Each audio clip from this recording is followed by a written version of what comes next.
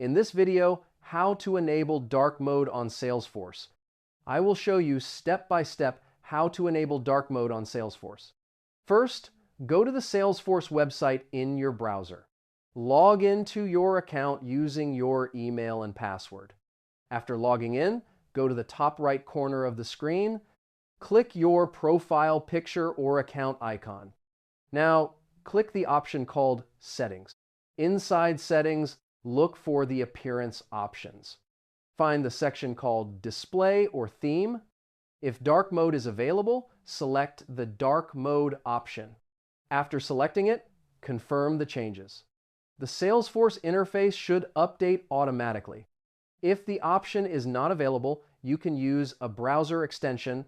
Open your browser extension store. Search for a dark mode extension. Install the extension in your browser. Enable dark mode for the Salesforce website. After that, the interface will appear in dark colors.